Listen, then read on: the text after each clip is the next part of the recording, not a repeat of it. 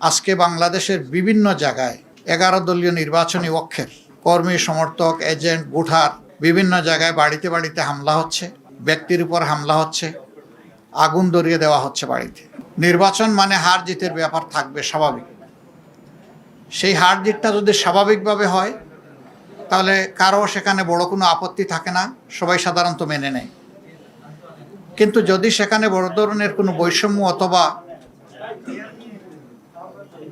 Irregularities হয়ে থাকে, অনিয়ম হয়ে থাকে, তাহলে স্বাভাবিকভাবেই এটা প্রশ্ন তৈরি করে।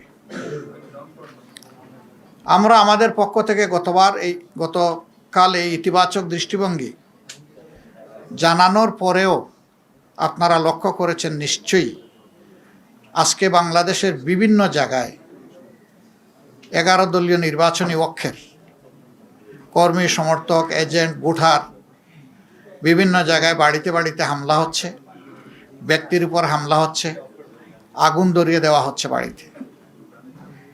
এটা তো ফেসিবাদী তৎপরতা, এই জাতির জন্য খুবই দুর্ভাগ্যজনক এবং এর সম্পূর্ণ দায় তাদেরকে নিতে হবে যারা এই ধরনের অপকর্মে লিপ্ত হবেন। আমরা চাইলেও যদি তারা ইতিবাচক দ্বারা রাজনীতি না চান, তাহলে আমরা জোর করে ইতিবাচক রাজনীতি করতে পারবো না। নির্বাচনে যারা সংখ্যাগরিষ্ঠ আসন পেয়েছেন, যেভাবেই পেয়ে থাকুন, এ ব্যাপারে আমাদের যথেষ্ট অবজারভেশন, আপত্তি আছে। দায় মূলত তাদেরকেই নিতে হবে। দেশের শান্তি শৃঙ্খলা রক্ষা করা হবে যদি তারা সরকার গঠন করেন, এটা তাদের দায়িত্ব। কিন্তু এখন এইগুলা কিসের আলামত? এখন এইগুলা বন্ধ করতে হবে। এখনো যদি বন্ধ করা না হয়, আমরা বাধ্য হব যে কোনো সিদ্ধান্ত নিতে। এবং আমরা নিরীহ দেশবাসী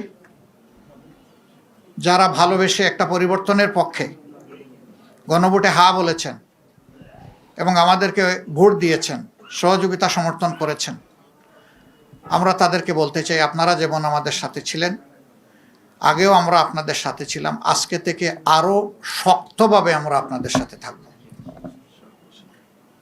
ইনশাআল্লাহ।